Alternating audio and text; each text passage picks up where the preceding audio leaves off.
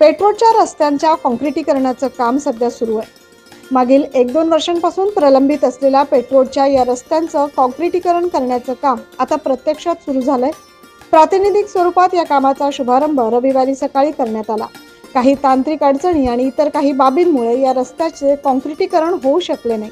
या रस्त्यासाठी येणाऱ्या तांत्रिक अडचणी सोडवण्यासाठी स्थायी समितीचे माजी सभापती गणेश गीते आणि नाशिक पूर्वचे आमदार राहुल ढिकले यांनी महापालिका आणि शासन स्तरावर प्रयत्न केल्याने अखेर या प्रलंबित गुजरातला जोडणाऱ्या महामार्गाच्या काँक्रिटीकरणाचं काम सुरू झालंय।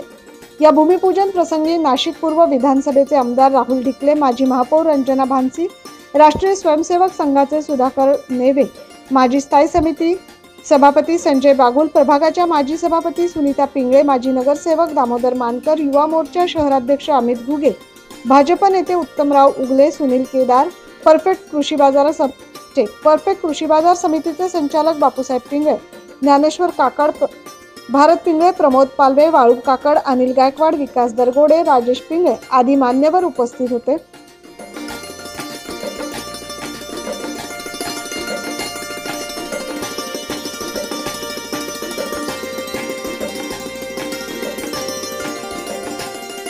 गणेश गीते हे स्थायी समितीचे सभापती असताना या पेठरोडच्या काँक्रिटीकरणासाठी 10 कोटी रुपयांचा निधी मंजूर केला आणि हा निधी याच काँक्रिटीकरणाच्या कामासाठी खर्चही करण्यात आला। मात्र उर्वरित 4.5 किलोमीटरच्या काँक्रिटीकरणाच्या कामासाठी सातत्याने राज्याचे उपमुख्यमंत्री देवेंद्र फडणवीस आणि जिल्ह्याचे माजी पालकमंत्री तथा संकट मोचन म्हणून समजले जाणारे गिरीश महाजन यांच्याकडे पाठपुरावा सुरू होता।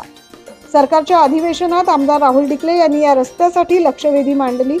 या लक्षवेधीची विशेष दखल घेत राज्य सरकारने या कामासाठी सुमारे 44 कोटी रुपये मंजूर केले आणि महापालिकेच्या माध्यमातून आता हे काम सुरू झालंय।